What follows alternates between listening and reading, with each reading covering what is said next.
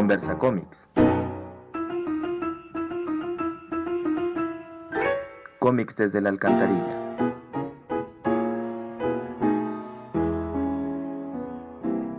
Hola a todas, todes, todos. Buenas tardes, buenos días, buenas la hora que sea donde nos estén escuchando. Bienvenidas una vez más a Conversa Cómics. Nos da mucho gusto que nos acompañen una semana más. Y pues esta semana vamos a tocar un tema medio espinoso, como nos gusta por aquí. Pues esta semana hablaremos de el sexismo en los cómics. Sexismo y cómic.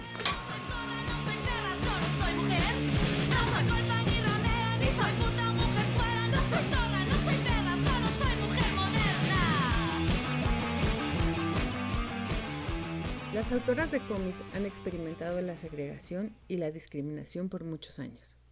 Se les ha apartado de las grandes marquesinas y sus logros se han puesto en duda. Su trazo ha sido infravalorado.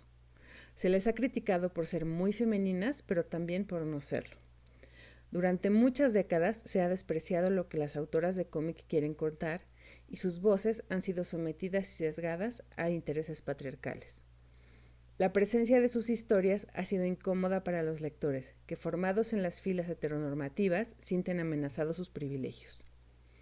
El sexismo crea un sentimiento de inutilidad, autocensura, cambios de comportamiento y deterioro en la salud de la persona. Se origina en la desigualdad de género que se extiende en la sociedad como un virus. Y sobre todo ataca a las mujeres, que ven que su trabajo y su persona son infravalorados. Las autoras de cómics han visto cómo sus compañeros las han segregado, han menospreciado su talento, las han orillado a seudónimos o han utilizado su trabajo para subir ellos en la industria. Pero estas mismas autoras han encontrado en los cómics un lugar en el que resistir este sexismo. Han producido revistas, editoriales o simplemente crean con libertad obras feministas. Y aunque los avances han sido notorios en los últimos años, algo de tufo rancio aún está presente. Basta con recorrer los pasillos de las ferias de cómics, las editoriales o ver las representaciones de los cuerpos marcados como mujeres para notar que la lucha sigue y que es necesario señalar, criticar y transformar. Las calles arden y las viñetas también. Sexismo y cómic. Bueno, pues ya que escuchamos la cápsula, hagamos ahora sí las presentaciones de rigor. Como todas las semanas, estamos el Dr. Cómics, Alfredo Maza Guzmán. Y Alejandra Espino. Buenas. Bueno, pues como escucharon, pues este es un tema que se nos ocurrió platicarlo y digamos enmarcarlo un poco a partir de, ya que la última vez hablamos de, pues como de toda esta escena y lo independiente del fanzine y se quedó pues como, pues nos quedamos en toda esta postura muy positiva acerca de cómo se generan otros sistemas de producción, otras formas de distribución, y entonces lo que, digamos, el punto de partida para este episodio fue plantear qué pasa cuando en estos sistemas aparentemente nuevos, pues repetimos las estructuras de opresión de los mismos sistemas de siempre o del mainstream o como de la cultura. Pues en realidad es eso, repetir los sistemas de opresión y las estructuras opresivas pues de la cultura dominante. Entonces, a partir de eso decidimos, pues vamos a tratar de desmontar un poco qué sucede cuando en distintos ámbitos de la producción de cómic vuelve a aparecer, como siempre, esta cosa como del sexismo principalmente. Sí, porque yo, cuando hablábamos sobre de qué hablar y decidimos hablar del sexismo, siempre me parecía que hay un montón, o nos parecía que hay un montón de aristas, ¿no? De que el sexismo inevitablemente, como en todos los aspectos de la vida cotidiana, aparece hasta por debajo de las piedras.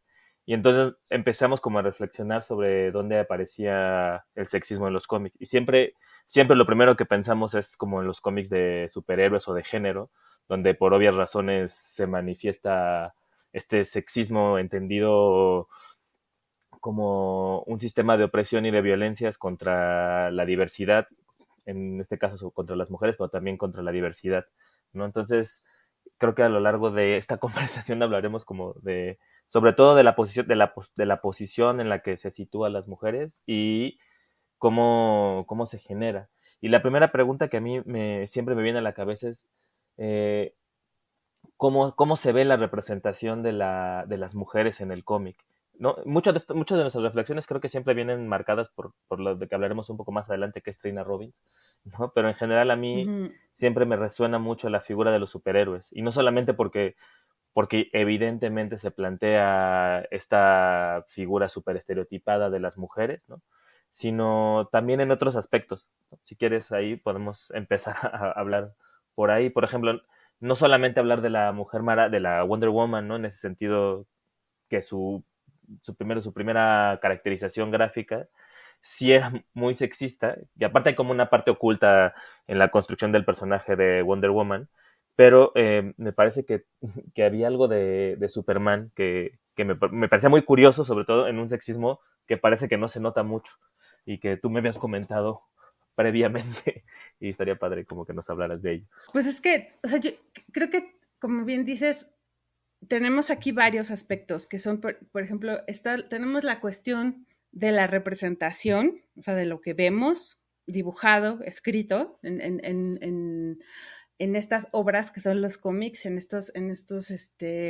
pues sí, en estas distintas áreas como de expresión. Y por otro lado tenemos pues como las partes ya más de sistema que vamos a también como a tratar de tocar un poco en lo que el tiempo nos permita. Que además es que además son bien interesantes las historias. A mí, por ejemplo, me llama mucho la atención estas coincidencias que hay entre los creadores de la Mujer Maravilla y de Superman, como los creadores originarios, porque los dos, por ejemplo, o sea, tanto Marston como Joe Shuster, sí se llama Joe Shuster, tienen toda un pasado como de... Joe Shuster tiene toda una producción de artista del fetiche, o sea, sí hay como toda una cuestión ahí en la representación, o sea, desde el origen hay como una cuestión de cómo se representan los cuerpos y de las relaciones como de dominación que existen representadas visualmente, o sea, y no es una cosa como de, ay, es que son las feministas que están imaginando cosas, no sé qué, no, o sea, sí hay, o sea, hay de hecho hasta un libro que publicaron hace pues, como unos 10 años, de todo como el arte, entre comillas, prohibido, pues de todo el arte de fetiche que hacía el creador de Superman, porque él hacía, pues, hacía un montón como de pin-ups como en esta cosa pues, sexual y como de hombres que eran como lookalikes un poco, era como ver a Clark Kent nalgueando a Lois Lane tal cual, o sea, nomás que no eran personajes, o sea, la cosa era, el estilo de dibujo era ese y las situaciones eran esas,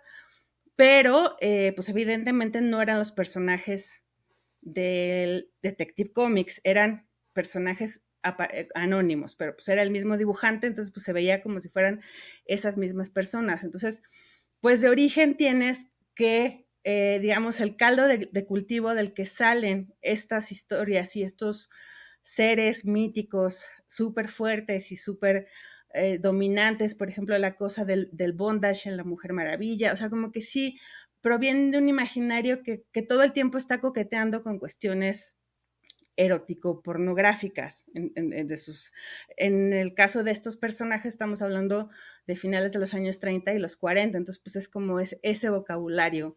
Y estás hablando pues entonces de las relaciones de género que están ahí. Y también pensar, por ejemplo, en lo que decías, ¿no? De que el origen de la Mujer Maravilla o de Wonder Woman está situada en este personaje súper raro que era William Moulton Marston, ¿no? Que era un sujeto que estaba casado y tenía como un amante que vivían los tres como en una comunidad de bondage súper rara. Tiene una relación pues, poliamorosa en una comunidad, o sea, como aceptado además por todos los que forman parte de esa comunidad, pero la cuestión es esta, o sea, esto está inserto también hablemos como, o sea, como contextualmente estamos hablando de un mundo donde hay más representaciones de cosas, o sea, como más representaciones femeninas, porque sí están los superhéroes como con todo su lenguaje homoerótico sadomasoquista, que sí es real, pero sí tienes también al mismo tiempo, que esta es una cosa que se nos olvida históricamente, que justo por eso tú mencionas a Trina Robbins, y sí es un poco como la guía histórica. O sea, en esta época hay más autoras haciendo otro tipo de representaciones. O sea, hay como, por ejemplo, la figura de la personaje reportera, como Brenda Starr. O sea, como que había más posibilidades de representación que en años posteriores pues se van a perder. O sea, como también se va a perder la presencia de la mujer que trabaja dentro de la industria del cómic. Entonces, hay como estos,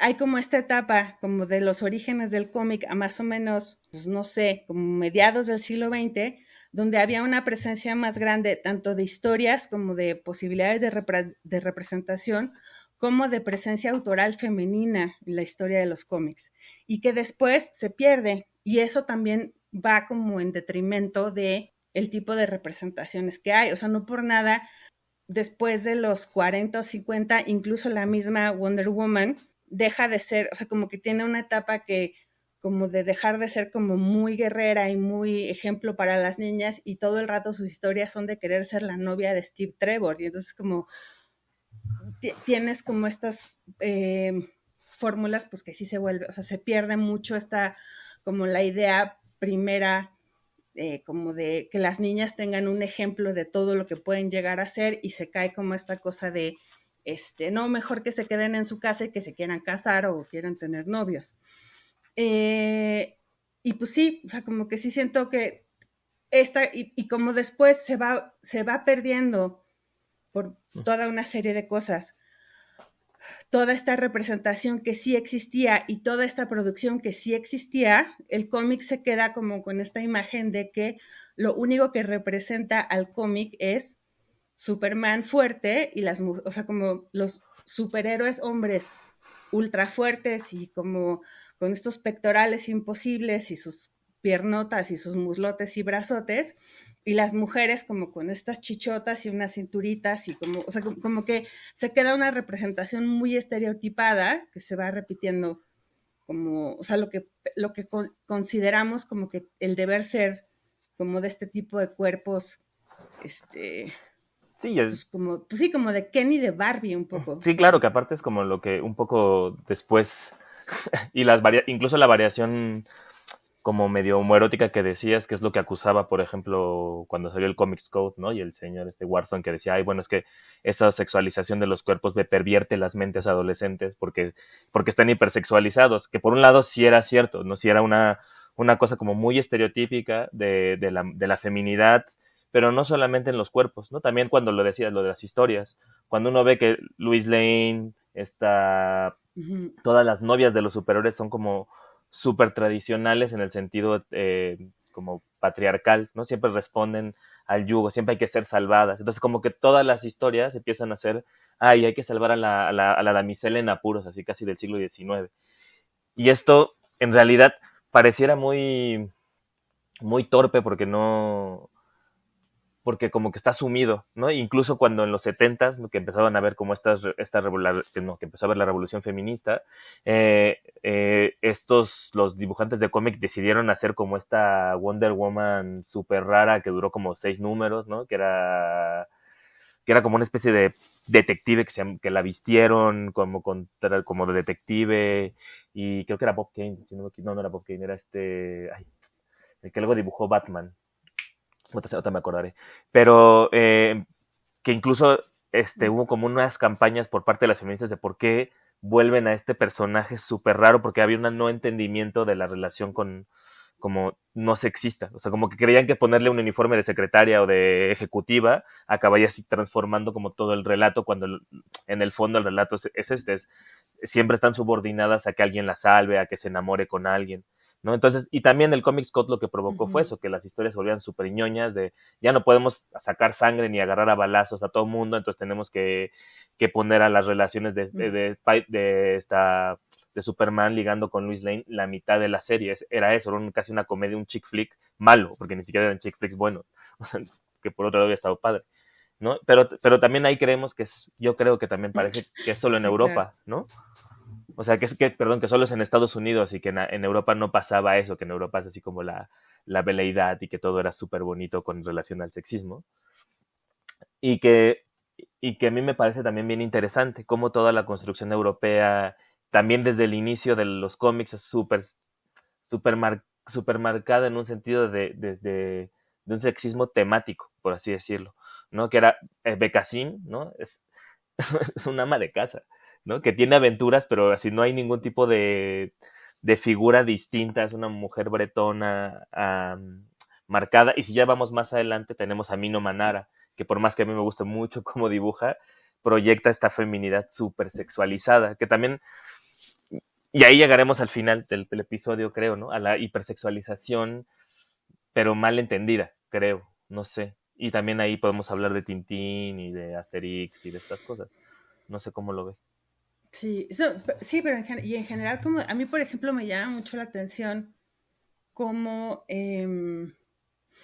esta cuestión de las representaciones de lo femenino son como una de estas ideas que y sobre ahora que hablas de lo europeo, yo no sé si tú has visto alguna vez esta cosa que, pues no sé si los tenían reunidos en un Tumblr, en un blog o en qué cosa, que eran como decálogos de diferentes dibujantes, como de novelistas, diferentes comiqueros y entonces había como el decálogo de Moebius para hacer cómics y el decálogo de mucha gente.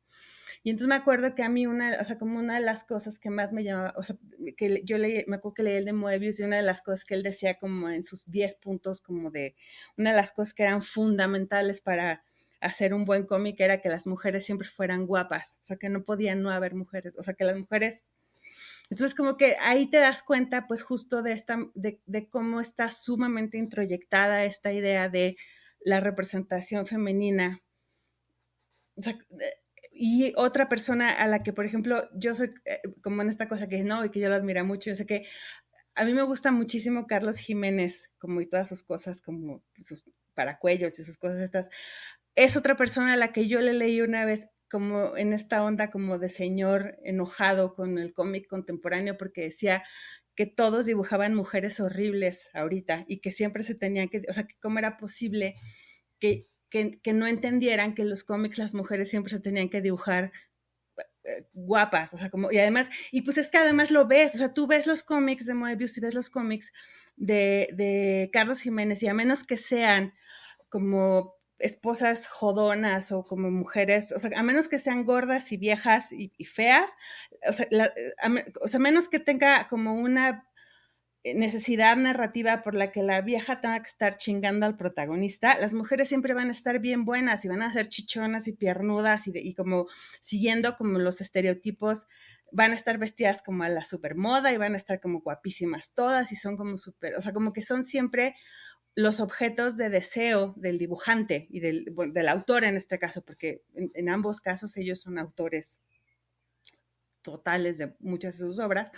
Entonces, sí, como que ahí sí fue como en esta cosa que dices, no, es que uno piensa que los europeos traen como el chip súper avanzado, pues en unas cosas, porque en otras son señores igual de rancios que los de cualquier otro lado. O sea, entonces, pues sí ves, o sea, o sea, esta cuestión como de la representación femenina y de pensar el lugar de la mujer es el de material para mis pajas, es universal. Entonces, sí es como, para mí sí era como muy, ¿cómo es la palabra? Pues como que sí me daba, me ubicaba mucho leer estas cosas y decir, pues es que a fin de cuentas son señoros todos y lo que quieren es las mujeres como, lo mismo me pasaba en un sentido, por ejemplo, cuando leí la Prometea de Alan Moore,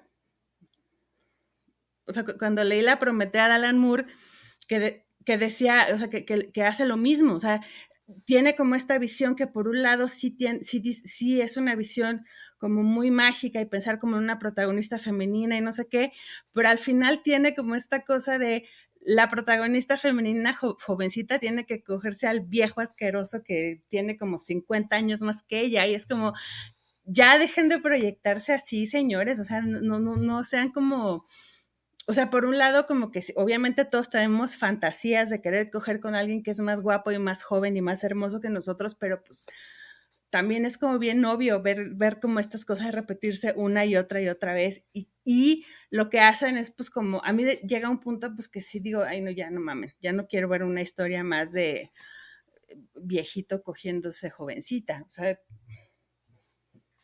por muy mágico que sea, o sea, como... Sí, a mí eso me sorprende, porque lo que decías me tiene demasiado sentido cuando uno piensa en Tintín, ¿no? Que ya literal ahí sí no hay personajes mujeres, o sea, ahí como como que al menos ni siquiera tenía fantasías, y las únicas mujeres que salen es así, la Castafiori, que es esta señora ya clásica, la cantante de ópera, o en Asterix, ¿no? Que tienes las dos figuras, ¿no? Si me olvidó el nombre de la chica esta que es como la guapa de la aldea, pero aparte está la esposa ay, se fue el nombre del jefe de la aldea, que es una señora gorda, que es la señora jodona, exacto. que me recordaba un montón en La Familia Burrón, que pasaba lo mismo. Sí. ¿No?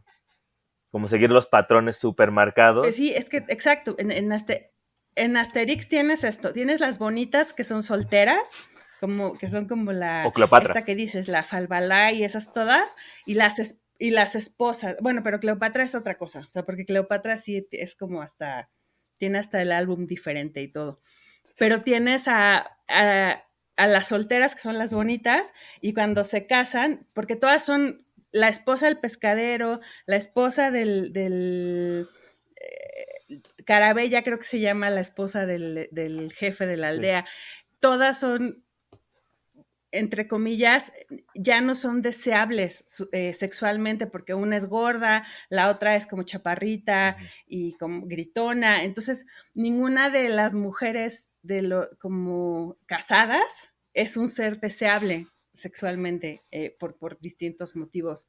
Y son mujeres regañonas, son mujeres que nomás están ahí de castrosas de sus maridos, entonces sí hay toda esta, pues sí, pues es como, o sea, son las representaciones gráficas y narrativas de los chistes de mi esposa, mi domadora, o sea, es ese mismo humor de, pues, de señor de cantina, o sea, ya me voy porque mi domadora, es eso, y pues está ahí, o sea, y sí, pues a mí, o sea, yo no voy a desconocer el cariño que les tengo a cosas como Asterix, no, bueno, no. porque me formaron como lectora, pero pues la neta sí está bien jodido ver ese tipo de representaciones. Sí. Y que, por ejemplo, es bien interesante ahora que pienso como en mis lecturas infantiles. Por ejemplo, en Mafalda, como que sí, Kino era como bien consciente en ese sentido de, o sea, no por una cosa, o sea, como que sí me acuerdo, por ejemplo, de varias historias en donde hay como unas de estas de cuando van a la playa, como del papá viendo a las chavas en bikini, como ves los cuerpecitos, y de repente ve que alguien está viendo a la esposa, a la mamá de Mafalda, y entonces te das cuenta que la mamá de Mafalda también está guapetona, o sea, como que a la hora que la ves en bikini dices, la señora Mafalda también estaba guapa, y entonces la tapa, o sea, digo, al final sí es un chiste como de señor, pero como que sí hay como yo siento que hay como un pasito un poco más complejo, a pesar de que es la misma generación y que sí sigue siendo un chiste como más de señoro, sí está como esta cosa de la mamá de Mafalda sí tiene como una visión más, incluso como esta cosa de cuando ella misma ve que estudiaba piano y de repente dice, ay, pobrecita mi profesora que pensaba que yo iba a tener más vida, y de repente dice, pobrecita ella, o sea, como sí tiene unas reflexiones más en el sentido de qué pedo con el papel de las mujeres cuando son, o sea, siendo mamás, amas de casa,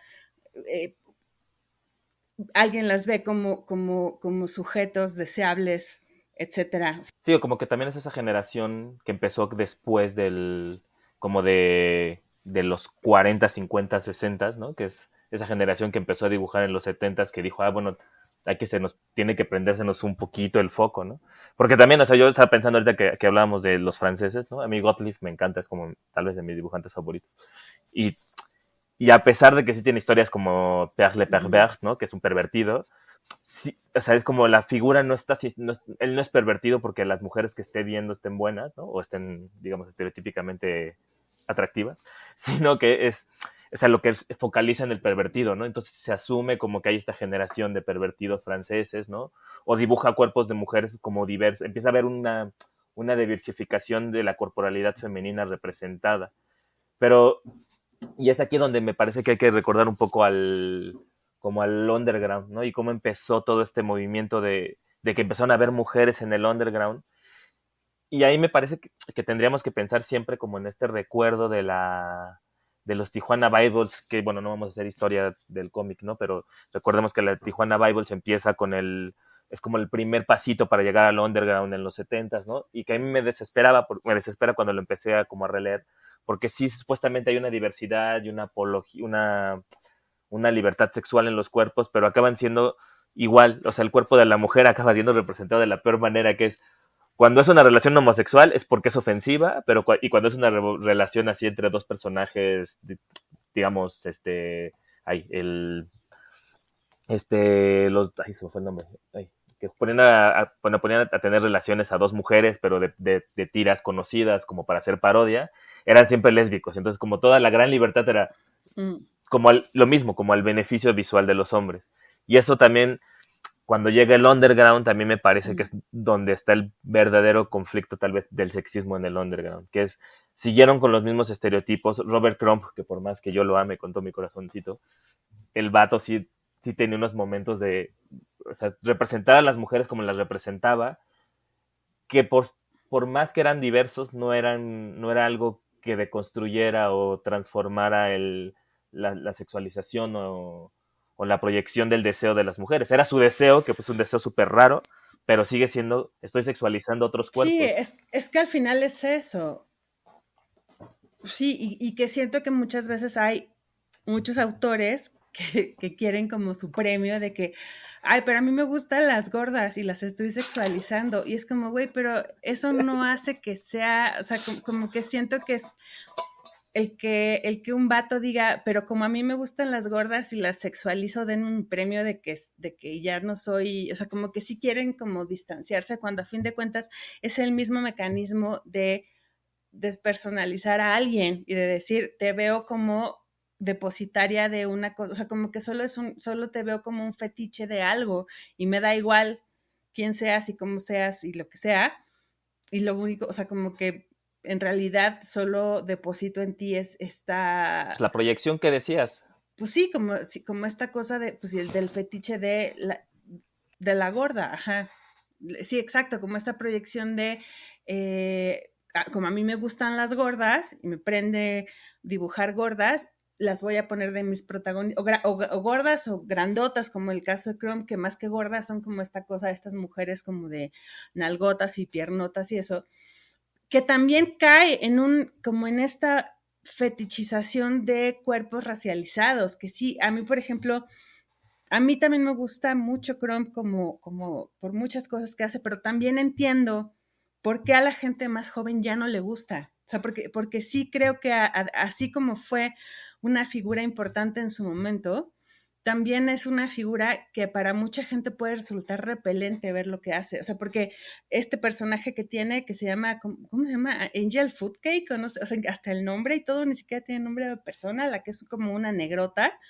Es una cosa sumamente ofensiva y entonces sí se vuelve o sea, como que en esta cuestión como de la representación, o sea, de quererte ver representado, de buscar algo como en donde si quieres ser artista independiente de cómics y te dicen, esta es la persona que te representa como el santo patrono de lo que quieres hacer, sí creo que eso, o sea, como que yo sí entiendo por qué los artistas de cómic más joven dicen ni merga, yo no quiero que ese señor sea como el santo patrono de mi disciplina, porque o sea, no quiero asilarme a todo lo que implica, porque también tiene como una cosa muy, por ejemplo, a mí, esto sí fue una cosa que para mí fue como muy reciente, estaba leyendo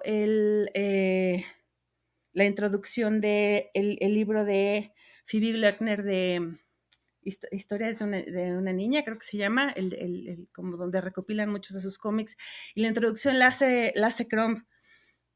Y a mí sí me parece como justamente como en esta cuestión que tiene él como de, ay, soy un viejo puerco y eso es lo que me gusta y no sé qué. Siento que sí transgrede como este papel de como de su persona, su personaje de soy el viejo puerco de los cómics, porque esta introducción que hace de un libro de cómics de una colega más joven, empieza diciendo, es que yo no, o sea, como que me arrepiento de no haberme cogido a esta niña cuando tenía 16 años.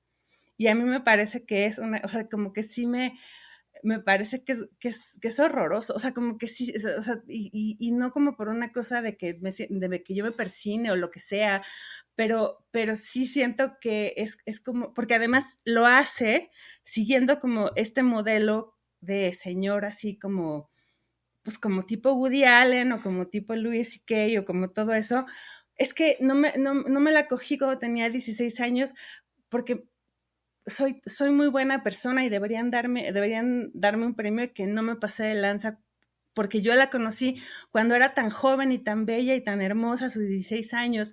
Y toda la introducción que hace del trabajo de una mujer dibujante tan prodigiosa como es Phoebe Gloeckner, con el tipo de historias que hace tan tremendas como hace Phoebe Gloeckner, es decir, era muy bonita cuando era jovencita, me habría gustado cogérmela cuando tenía 16 años, y ahorita que está grande, pues ya no está, o sea, como que pues todavía aguanta.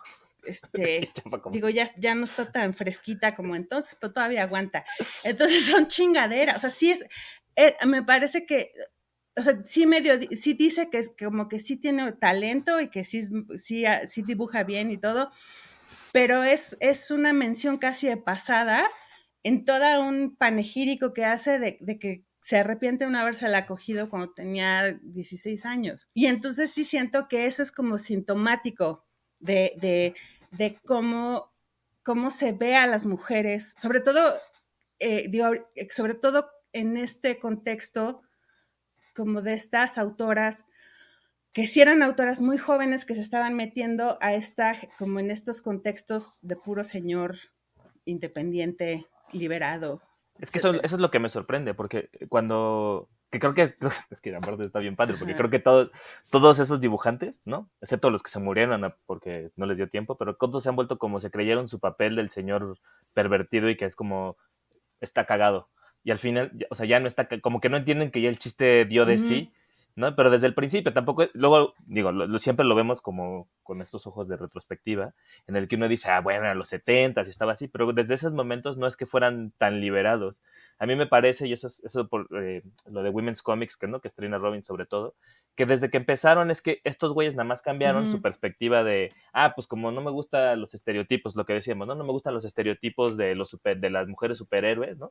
Porque pues, están bien choteadas acá todas amazónicas. A mí me gustan así las voluptuosas. Entonces voy a empezar a dibujar voluptuosas. Cambiaste el modelo nada más, pero incluso en el modelo editorial, ¿no? Que es un poco Ujú. lo que dice Trina, que es decir, no es que no hubiera mujeres, sino que empezaron a perder sus espacios en la parte comercial y cuando empezaron a cambiarse a la parte alternativa, ¿no? Al underground, se fueron a San Francisco, la misma esposa o la Lynn Kominsky, que es la esposa de Robert Crumb, empiezan a publicar sus revistas, estos vatos también las hacen a un lado, ¿no? Y entonces evitan que sus revistas, que sean Amy Babe, Women's Comics, Dynamite Damsels y todas estas cosas, no Ujú. tengan el éxito, no porque fueran malas, sino porque estos, no sé, el Spain Rodríguez, ¿cómo se llama el otro? El Gilbert Sheldon y toda esta gente, decían, no vamos a dejar que estas mujeres vengan acá con sus historias, porque no son las historias que nosotros estamos contando, porque no son sus historias de, a mí me gustan la voluptuosa Robert Crumb, a mí me gusta andar de drogas así con mis compas, que es el Gilbert Sheldon o el Spain Rodríguez, que es tal vez el menos sexista en las historias, pero al mismo tiempo cuando uno ve, ¿cómo se llama este superhéroe que se inventó, Spain Rodríguez, que me gusta muchísimo? Todas como las acompañantes de este man, esas también son como ¿cómo se llaman estas películas? Hay como de Blaxploitation, ¿no? O sea, como que todas son así como sacadas de películas de los 70s que no corresponden al estereotipo de Hollywood, pero sí al estereotipo de serie B. Entonces van diciendo como, ay, el underground somos chidos porque es lo mismo, ¿no? Que me pongan mi medallita porque no me gustan a la que le gusta así a la masa, me gustan así como... Tengo mis fetiches especializados. Es de, no, güey, sigue siendo un fetiche. Y está bien que lo tengas, tampoco todo el mundo tenemos nuestros fetiches, como decías, pero que no es... Lo que no está padre es que creas que sexualices a otra persona, ¿no? Simplemente porque tienes el poder de dibujar y aparte tienes el poder de la distribución y no estás pelando las historias, porque también es una cosa de historias. ¿Qué es lo que decías? O sea, no es que esta Philip Loeffler... Sí, la cuestión es eso. No es que Philip Loeffler estuviera súper buena o no, sino que el problema es que estaba escribiendo cosas bien chidas, o que Trina Robbins y que toda la gente de Women's Comics estuvieran escribiendo historias que eran súper interesantes, ¿no? Y ahí es lo que me parece que también es una cosa. Los temas de estos güeyes es de, sea quien sea, me la quiero tirar, ¿no? O sea, muchas de las historias que aparecen en relaciones como sexoafectivas es, me la quiero dar, o me la estoy dando, o me la daría de esta manera. Y en cambio las mujeres están escribiendo otras historias que nunca pelaban, que es un poco lo que hablábamos con Julie Doucet. Sí, y que por ejemplo, que era una cosa que platicábamos también preparando este programa, una de las cosas que yo leyendo como una mujer que hace un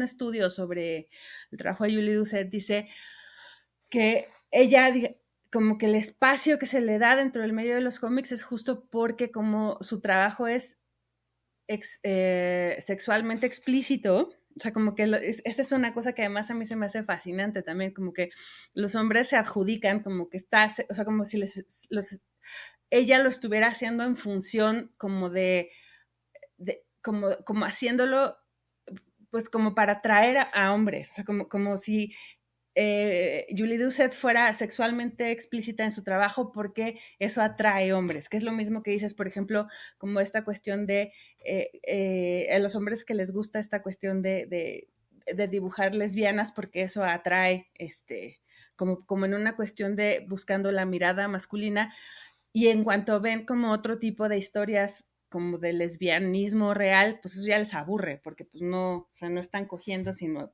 sea, una historia como de una pareja de lesbianas comprando pan, pues eso no les va, o sea, eso no es importante.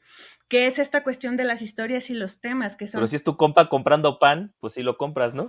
Pues sí, porque ahí sí es importante, porque se distrajo de hacer sus cosas de hombre para ir a hacer algo fundamental como comprar pan. Entonces, o sea, la cuestión es esa, que, por ejemplo, y que ha sido una cosa que a mí, por ejemplo, o sea, como que sí es esta valoración de los temas, como esta jerarquización de los temas y cómo hay temas que desde esta forma que tiene como el canon masculino de decir, este tema vale más que este y este otro. Yo me acuerdo mucho estudiando como una vez que estaba estudiando cosas como historia de la foto, cuando esta mujer, Julia Margaret Cameron, creo que se llama, una de las primeras mujeres fotógrafas que hay, que además no solo es una de las primeras mujeres fotógrafas que hay, sino ella hace retratos como de su familia, de su hermana, su hija, no sé qué, pero son unos retratos que son, es como un tipo de retrato que es muy íntimo, o sea, como que a diferencia de la fotografía que estaba de moda en Inglaterra en ese momento, que era el pictorialismo, que hacían como estos cuadros súper atildados con escenarios y la cortina, y que era como una cuestión como de reproducir composiciones pictóricas. Esta mujer tomaba fotos en su casa de la gente con la que vivía, y entonces son retratos que son retratos sumamente modernos en el sentido del lenguaje fotográfico. O sea, yo siento, ella como que en esta cuestión de ponerse a tomar fotos como de la gente con la que vive y como de hacerlo sin ningún tipo de impostura de las que usaban los señores en los estudios, tiene unos retratos que son preciosos, como pues eso, de su hermana, su hija, su papá, la gente.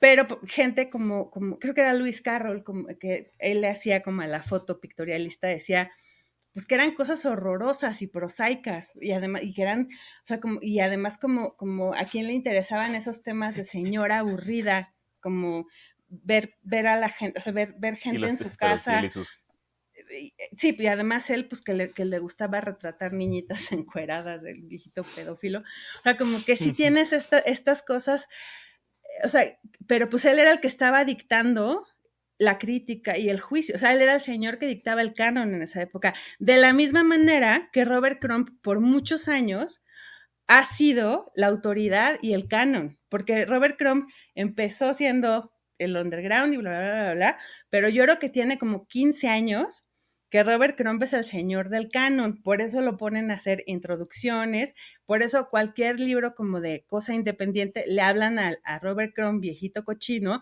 a que te ponga un blurb en tu libro de que eres independiente y raro.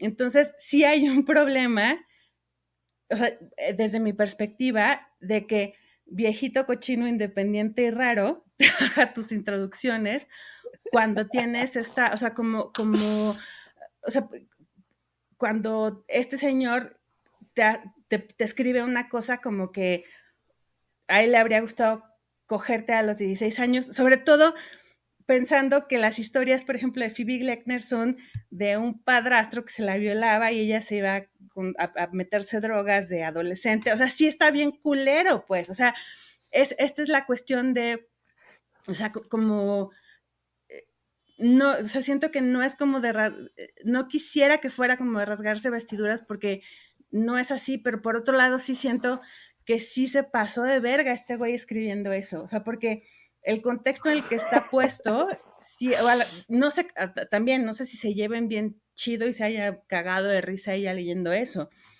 Pero, por ejemplo, yo como lectora de ese libro, o sea, que además o sea, es un libro como historias súper fuertes y eso, a mí esa introducción sí fue así como, güey, ¿qué pedo esta pinche introducción? O sea, como que sí me saca mucho de pedo haber leído eso primero y luego ver todas estas historias que sí son como pues de justo como una cosa como que te das cuenta que muchas veces está todavía como procesando traumas y como hay como mucha cuestión ahí atorada de abuso infantil. Entonces, no lo sé, o sea, como que digo, no tengo como una respuesta así tajante, pero me parece que, o sea, como justo esta estructura de independencia les dio mucha manga ancha como para hacer este tipo de cosas y que además como que se pueden escudar en, no, pues es que somos independientes, pero además, pues Robert Crumb es bien raro, entonces pues no sabemos qué vaya a hacer. Entonces, como hay como mucha, como que se les da mucha eh, libertad y mucha capacidad de excusarse para transgredir un montón de cosas, para transgredir un montón de límites en lo que a las mujeres se refiere a estos güeyes. Y no solo es... Claro, pues es que eso me parece un poco eso que decías, ¿no? De las historias y de cómo ellos dictaron sentencia de lo que era underground y lo que era transgresor en los 70s, ¿no? Decir, bueno, pues Sí. está padre, aceptamos las historias de la Lynn Kominsky cuando se llama The Bunch y hace todo esto como trazo de se coge a no sé quién, va con no sé quién otro, es como súper liberada, ¿no?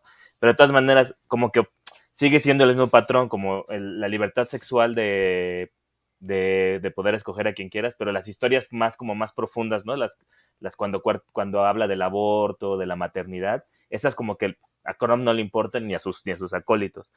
Y eso provoca un montón de desinterés, y eso es bien problemático, porque al mismo que yo soy sainésio y los women's comics me gustan muchísimo, pero y eso me parecía sorprendente, ¿no? Que Robert Crumb todo lo que publica a los 3 años ya está en la antología, ¿no? En las obras completas de Robert Crumb y su madre. Y Weirdo, por ejemplo, la edición de todos los números de Weirdo salió súper rápido después del último número. Pero Women's Comics se acaba en 92 y hasta el 2006 no había una antología donde conseguirlos. Entonces pasan así 2016, ¿qué 2006? 2016. Entonces, todo este como olvido sistemático que también se oprime editorialmente está muy, muy, muy jodido, porque aparte creo que eso orilla a que en una antología como la que estás comentando, una introducción, se puedan comentar estas cosas, ¿no? O sea, ¿por qué Robert Crumb tiene que prologar o hacer la introducción de un libro que realmente a lo mejor alguien menos famoso, que no menos talentoso o menos importante, sino solo menos famoso tendría que hacerlo, ¿no? Alguien como como Bechdel, ¿no? Bechdel es el ejemplo, hasta que no es toda su Dykes to Wash Out, es casi una cosa de nicho. Pero si tú haces un cómic de un güey pervertido, vende muchísimo más. Y es de, no, también Dykes to Wash Out está bien padre, es una historia súper anecdótica, echan chistes bien divertidos. Entonces, ¿por qué nos hemos educado como en esta cosa de solo escuchar las historias de los hombres y no escuchar las historias de las mujeres como en la gran extensión? Y no solamente como en lo que decías, ¿no? Rompe el canon por ir a comprar el pan, rompe el canon porque le gustan las gordas, rompe el canon porque se droga, entonces como vivimos en una cosa súper mocha, ¿no? Que me parece mucho ya más convencional estar escuchando a estos señores hablando de sus viajes de drogas que a una señora que me está contando cómo le dolió un parto. O sea, es que de repente, o Julie Doucet, ¿no? Me gusta más una señora que le corta el pito a un man, pero como por una especie de fantasía muy pervertida. Sí, que son fantasías. Y de repente también, Ajá. y esto creo también provoca que muchas mujeres hayan salido del mercado de cómics. Creo que eso es lo que platicábamos de Julie Doucet. Se tuvo que ir como del ambiente de cómics porque es súper hostil. Porque, o sea, por más que digamos, ay, sí, Crump está bien chido y es un zafado porque escribió esa introducción súper super violenta, pero es porque así es él, güey. Pues no es porque así es él, es así como... es agresiva, o sea, y eso simplemente no permite... Es que así es él porque le han dado permiso de ser así. Esa es la cosa, nadie le ha puesto nunca un alto como de, güey, te estás pasando de verga y esto no se va a publicar. O sea, ahí no hubo nadie que le dijera, esto no puede ser. El pedo es que estos güeyes son así porque nadie les nadie les dice, no está chistoso tu mame, que más bien eso es lo que está pasando ahorita, que es lo que te digo como de la gente más joven. A mí me tocó estar no estaba, Robert Crumb me tocó estar como en una entrega de premios o algo, que por alguna cosa alguien lo mencionó y como que todos los caricaturistas más jóvenes, todos los dibujantes más jóvenes lo abuchearon. O sea, alguien mencionó el nombre de Crumb y como que toda la gente más joven lo abucheó y alguien que estaba y un señor que, o sea, que digo, no es coincidencia, un señor hombre más viejo, blanco, se ofendió muchísimo y empezó como a tuitear así uno de esos tweets así, que también estaba ahí, empezó a hacer un hilo de tweets así de que escuincles insolentes, cómo se atreven, que no saben quién es Robert Crumb y no sé qué, y uno de estos batillos que estaba ahí le contestó, porque sabemos quién es Robert Crumb, por eso lo abucheamos, porque no queremos que nos represente, estamos hasta la madre de ese güey, que siento, o sea, como que justo siento que es perfectamente válido que ya la gente más joven no se sienta representada por este tipo de cosas, o sea, porque, o sea, no sé. Sí, porque aparte va a dar cabida. Si nuestra generación de señoros es la última que se siente, exacto, o sea, que alguien más, o sea, que sigan pensando que está bien decir, ay, me quiero coger esta niña, o sea, porque además, o sea, Robert Crumb, estás hablando de un señor de 50 años diciendo, me quería coger esta niña de 16 años, o sea, la neta a mí sí me da como, sí me generó mucha cosa física asquerosa. Sí, no, por más que, o sea, a mí, o sea, por más que yo admire a Crumb y me guste mucho lo que hace, ¿no? Y hay personas, hay dibujantes de tu generación que les gusta Crumb, a ti te gusta Crumb como dibujante, pero lees esto y dices, ya señor, siéntese y deje de dibujar. A mí, de hecho, Génesis me parece un libro bastante regulerón, o sea, no, también es que todo lo que hace Crumb se lo admiran, o sea, suena horrible, pero la crítica se lo croma todo, es decir, güey, no manches, tampoco vayas por ahí, o sea, es como de ya, ese señor ya no hace... Y es que esa es la cosa. Compárenlo con sus obras originales, es decir, y creo pues que tiene que ver con lo mismo, si hay un vacío, o sea, como hay un vacío y hay una ausencia de mujeres en muchos aspectos, o sea, como editorialmente, autoralmente, en la crítica, por ejemplo, para que haya una crítica que salga y diga, este pedo no está tan bueno como los de antes, o sea, no, y hay una autora que debe ser, es más joven que yo, ella creo que es griega, que se llama Céline Loop, que yo desde hace años leí que ponía esto y concuerdo con ella muchísimo, que decía, es que una cosa que a mí me hace mucha falta haciendo cómics es la cuestión de no tener mentoras mujeres, dice, porque yo no confío en las lecturas que hace un hombre de mi trabajo, porque justamente ella trabaja mucho con cuestiones como de sexualidad y como cosas, dice, yo sé que yo llego con mi trabajo y un güey inmediatamente siente que puede como, ay, va a sonar como abuelita, pero pasarse conmigo. O sea, como que yo llego y le enseño a un güey que estoy haciendo cosas como sexuales o como con cierta, eh, eh, aunque sea solo tangencial la parte, o sea, dibujo una morra encuerada y el mentor con el que llego inmediatamente siente que le estoy abriendo la puerta a otra cosa. Dice, entonces sí, siento que me sentiría yo mucho más cómoda trabajando lo que hago como con alguien que sé que al menos como a priori no tengo este miedo de que me puede hacer algo, como ejercer un tipo de violencia o solo como un poder psicológico o editorial, como que vaya a cerrar una puerta porque no quise coger con él, que es algo que también... Sí, porque no es igual llegar con un vato editor que te diga, ah, pues, ¿por qué sacas a una morra encuerada y me vas a contar de tu aborto? Mejor cuéntame una historia de cómo tuviste una experiencia lesbiana o lésbica a los 17 años. Esto sí me vende. Porque siguen, los editores son señoros. Es que eso también es bien problemático. Y eso creo que causa mucho desencanto. Alguna vez me han Sí. platicado, ¿no? Que es que la ausencia de dibujantes en México es realmente garrafal. O sea, desde la experiencia esta de esporádica en los 80, no ha habido hasta el Molúsculo, más o menos, hasta no ha habido como nichos donde las dibujantes mujeres se sientan en espacios de seguridad. Y no es porque uno tenga que andar así con el conservadurismo de no, hay que separarnos, pero es que evidentemente si un editor que tiene 60 años y le presentas tu historia de, voy a contarle la historia de cómo me duele la menstruación. No, esto no me interesa, o sea, a mí me interesa masturbación. O sea, suena muy pedestre mi ejemplo, pero funciona. Pero, no, pero incluso, te voy a poner un ejemplo real sin usar nombres. O sea, hay como un caso de estos de tutores del FONCA, de alguien que llegó con un trabajo que era como para niños y el tutor le dijo, a mí esto me da flojera y, no, o sea, sí dibujas bien, pero no lo voy a ver.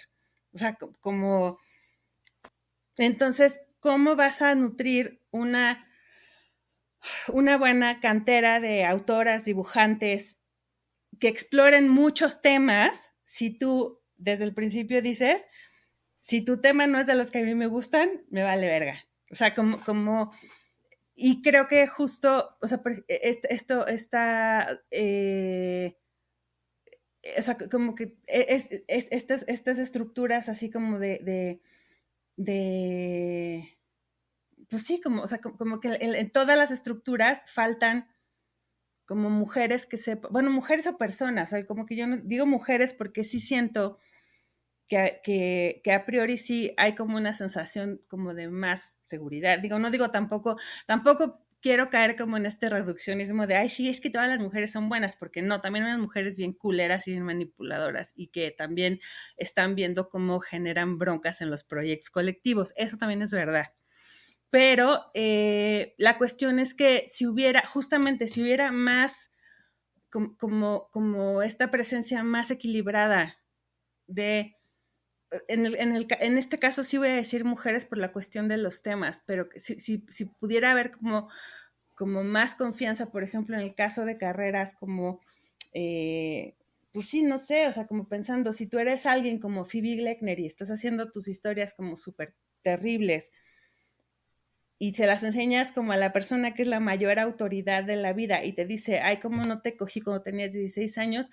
Yo también habría dicho, pues mejor me dedico a seguir haciendo ilustración médica, que seguramente le paga mejor y es más constante, y paralelamente hago otras cosas y doy clases y me valen verga los cómics, porque está lleno de viejitos enfermos como este. O sea, como de la misma forma que si llegas acá y tienes un proyecto y quieres dibujar cosas como, o sea, que me llama la atención, que es chistoso porque son como los extremos totalmente. Llegas como con tu tema como más tierno, quieres hacer cosas para niños, no sé qué, y llegas como con el tío borracho que te dice, a mí tu tema me da un chingo de hueva y ni siquiera me tomo la molestia, ni te tengo el mínimo respeto como para decirte algo acerca de tu trabajo porque no estás hablando de muerte y destrucción en las calles de la Ciudad de México, que es el único tema que a mí me importa en la vida. Entonces, o No, sea, está cabrón. Es que o sea, como que sí está, o sea, sí, ¿cómo va a, o sea, cómo va a, como a generarse una, digamos, pues un ambiente sano de intercambio, de creación y de producción, si lo que te topas es eso? Entonces, digo, por fortuna, pues está pasando que, pues como que se están haciendo como colectivos, digo, que es, digamos, lo que sucede, que es lo que, justamente lo que decía la misma Julie Doucet. Si a lo mejor si yo estuviera produciendo ahorita, no dejaría los cómics, porque lo que está pasando es que pues, la gente de forma horizontal está generando sus colectivos y está buscando gente afín, que es la que, o sea, como, a ver, yo hago esto, tú haces esto, yo te enseño, tú me dices, y pues están generando justamente iniciativas que buscan contrarrestar toda esta inercia del señor tóxico. sí, o sea, también creo que lo que platicábamos, Julie Doucet llegó un poco temprano al movimiento, en el sentido de que ella estaba sola y contando historias como mucho más hardcore que lo que pasaba en Twisted Sister, Sí. Women Comics o lo que hacía la Flanner o no sé, o sea, como que en el cómic alternativo se redujo mucho o como que se endulzó bastante las narrativas femeninas yo creo, con este afán de llegar a un público masculino, porque pareciera que el público, también no pensar que hay un público femenino, creo que es uno de los errores en los que muchas autoras han caído, ¿no? Y entonces le hacen caso al editor, escríbeme esta historia, etcétera, ¿no? Eso a mí me parece.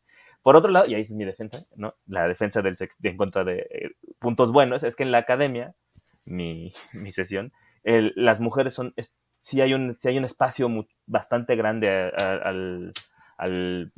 para la crítica de mujeres, ¿no? O sea, en las teóricas o las académicas que se dedican al mundo del cómic son bastantes y algunas de las más potentes, no sé, Julia Round, Rick Fitz, Ana Merino, ¿no? Que son así como las grandes nombres, son mujeres y trabajan con cómics de mujeres. Entonces también creo que ahí hay como, vamos avanzando. También a veces pensar que todo está acabado porque Robert Crumb escribe estas cosas, pues no, siempre como que hay cosas bien bonitas haciéndose.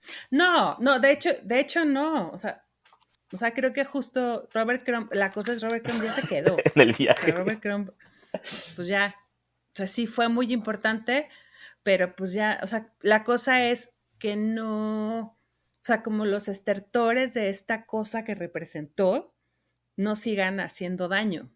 O sea, porque sí siento, o sea, la cuestión es esa, sí sigue habiendo como esta estela de destrucción ahí. Y además porque ya hemos generado, como hemos visto que hay posibilidades de narrar desde la masculinidad incluso, cómics que no sean sexistas, ¿no? O sea, uno puede pensar, ay, bueno, si soy hombre y dibujo a una mujer, a huevo me va a salir acá mi sesgo machista, que probablemente sí, pero hay hombres que lo hacen muy bien, ¿no? O sea, pienso en los Hernández y dices, a ver, aquí hay formas de narrar a las mujeres sin sexualizarlas en un extremo, simplemente proyectarme, ¿no? Que es un poco lo que decías de los decálogos de los señoros, de, ay, sí, si vas a dibujar a una mujer que esté bien guapa, ¿no? Y entonces uno lee también esa posibilidad de que de Pérez que aparezcan los Hernández Brothers con Love and Rockets y dices, ay, aquí ¿cómo se llaman? Las locas, ¿no? Y que me parecen que cada una en sus estereotipos diferentes funcionan, son personajes femeninos súper redondos, o uno piensa en lo que hace Gilbert, ¿no? Con Palomar y con Luba, esta mujer, así, la mujer, ¿no? O sea, pero que de todas maneras alguien le puede decir, sí es sexista porque tiene una tetota y es súper luchona y es la mamá de casa. Bueno, tampoco me voy a meter a... Porque luego ya viene la política de cancelemos todo, que a mí no estoy tan de acuerdo. Pero... Sí, pero sí es, o sea, creo que sí es posible y es como, pues es justo, es eso, buscar cómo se puede hacer y ver cómo, y es eso, ver cómo se van haciendo como estos espacios. Y creo que, y por ejemplo, lo mencionamos como pasada, pero creo que como una vez más hacer mención, por ejemplo, a lo que hace O sea, Trina Robbins, creo que ya será la persona más mentada de este episodio, pero o sea, creo que con razón, porque siento, en esta cuestión de alguien que empezó haciendo cómics, deja de hacer cómics por todos los motivos que sea, pero la labor que ha hecho después yo siento que quizás sea más trascendente que lo que hizo haciendo cómics, porque ella es, por ejemplo, una mujer que, o sea, gracias a ella sabemos un montón de la historia de los cómics de las mujeres en Estados Unidos. Entonces, ha hecho como un montón de recopilaciones y eso. Y siento que ese es otro camino que, por ejemplo, yo siento que aquí en México nos haría falta como apoyar esa pata de la mesa también, o sea, porque creo que por ese lado lo tenemos muy desprotegido y es una historia que cada vez va a ser más difícil recuperar, como la de cuál es el pasado que tenemos como autoras y pues no sé, creo que es algo que digo, como que no tenemos tiempo de hacer todas las personas, pero como que sí quisiera yo que quedara un poco como una invitación, como de, en esta cosa de que no se quede todo como en la oscuridad y todo lo que es horrible.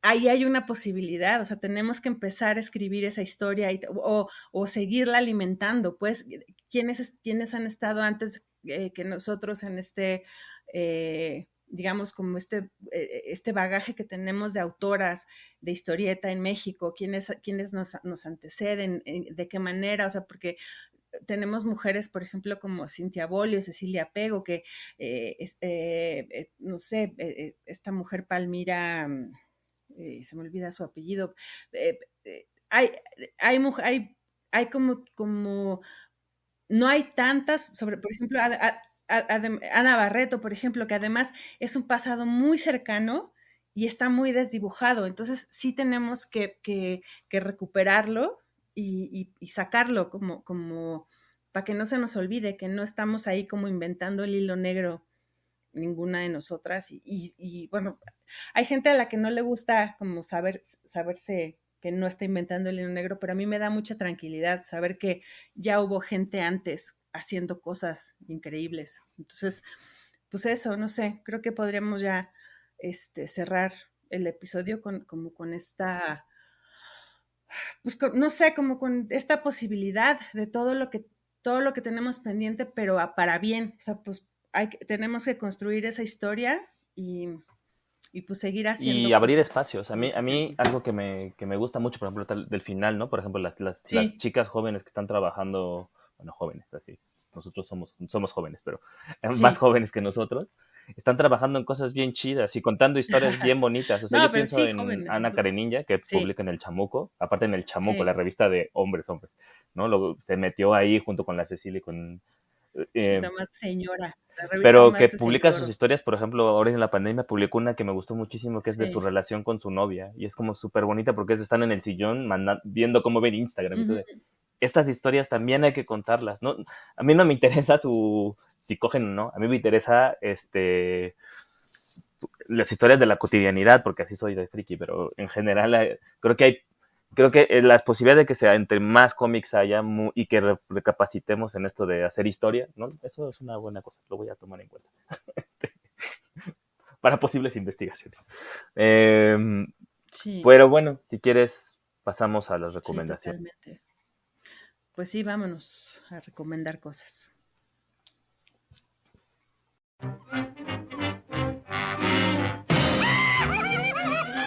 Recomendaciones de la semana.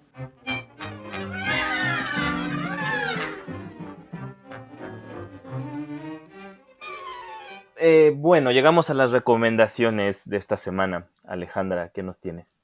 ¿Qué les tengo? Pues les tengo una recomendación que es como un poco general, así. Ya que hablamos de Trina Robbins todo el capítulo. Pues Trina Robbins tiene un montón de libros de historia del cómic de las mujeres. Entonces, pues no sé, o sea, como que podría recomendarles un montón. Les voy a recomendar el que es como mi favorito porque es el que más veo. Que ella hizo una recopilación del trabajo de bueno, no les voy a recomendar, sí, ese. Hizo una recopilación del trabajo de una mujer que se llama Tarpe Mills. Em, Tarpe Mills hizo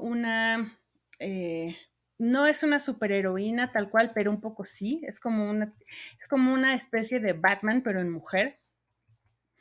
Y pues, por ejemplo, eh, se llamaba Miss Fury, la superheroína esta, y se disfrazaba como de gatito y era como medio sexy y eso. A Trina Robbins le gusta mucho recuperar como este tipo de personajes que además de como del trabajo que hacen como historietistas, pues tienen como alguna cosa particular en su personalidad. El libro este de Tarpe Mills hizo una edición como de las páginas que salían los domingos de 1944 a 1949. Eh, Según la historia que investigó ella, este es como podría considerarse como la primera superheroína mujer creada y dibujada por una mujer. Entonces es como todo, o sea, como que engloba todo esto. Además, Tarpe Mills es un personaje como bien interesante. Es como estas mujeres que era como súper guapa y siempre salía posando con sus gatos. O sea, como estas como mujeres muy glamorosas de los 40. Entonces, pues no sé, todo es bonito con ella. Como de todas estas dibujantes de la primera mitad del siglo XX, todas son como bonitas y glamorosas y elegantes siempre. Entonces, pues no sé, ese libro de Miss Fury sería como uno de esos, pero igual tiene una recopilación bien bonita de cosas de Nell Brinkley, o sea, como que siento que se ha dedicado a hacer como recopilaciones de el trabajo de las pioneras de los cómics.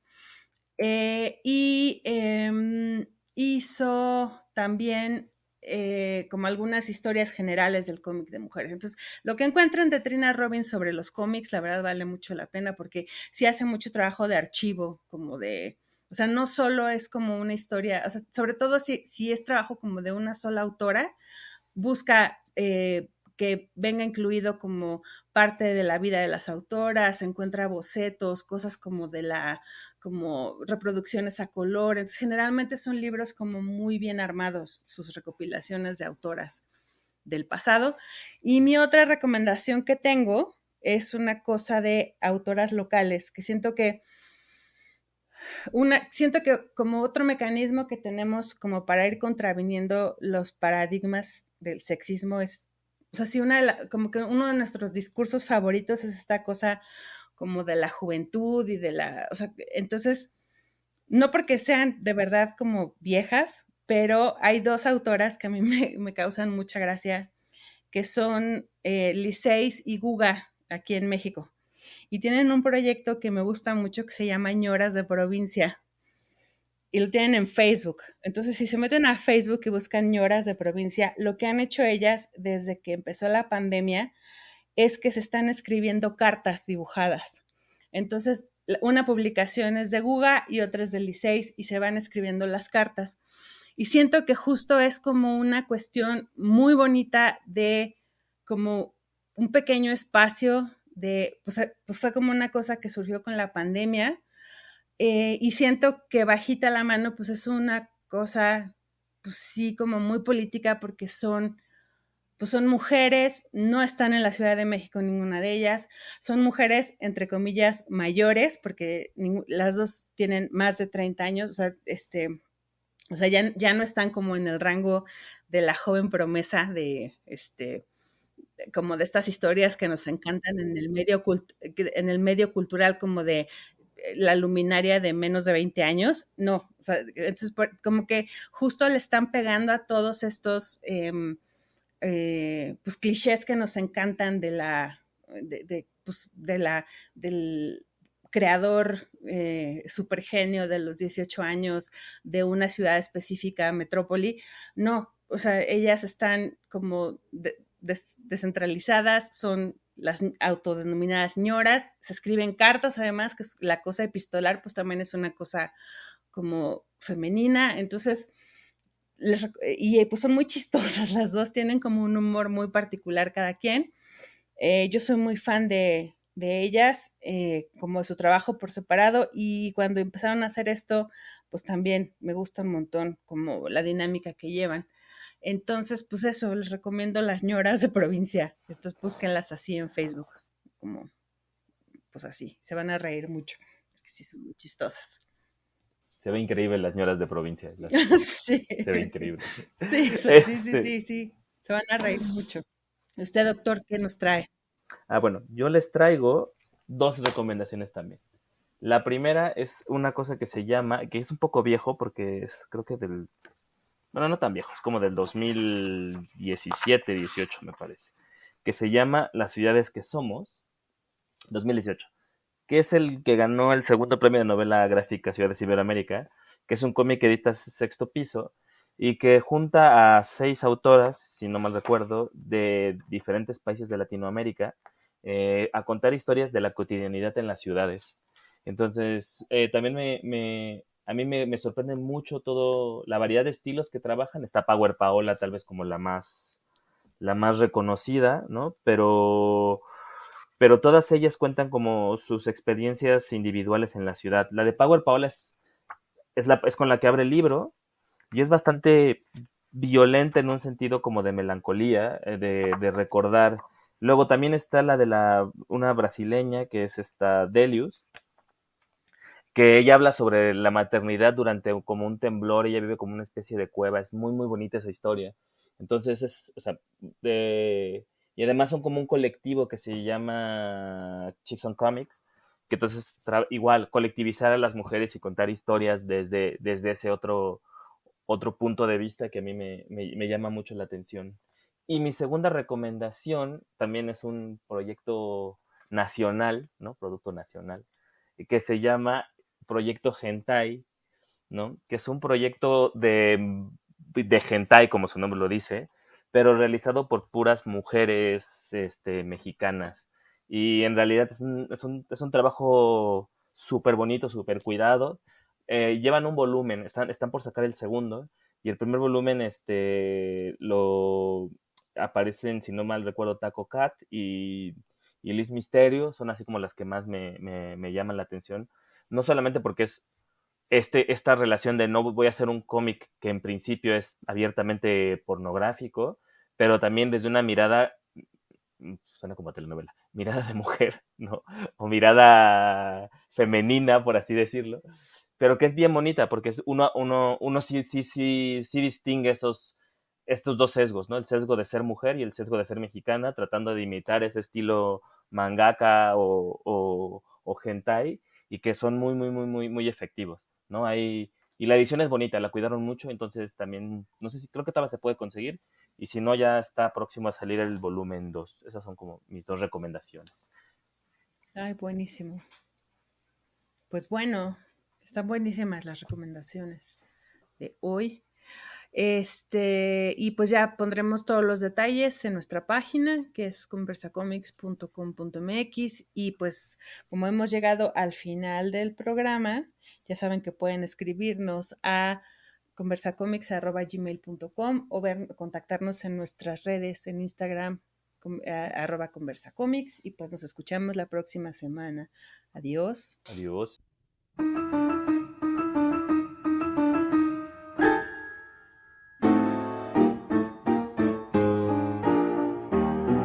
Conversa Comics. Cómics desde la alcantarilla.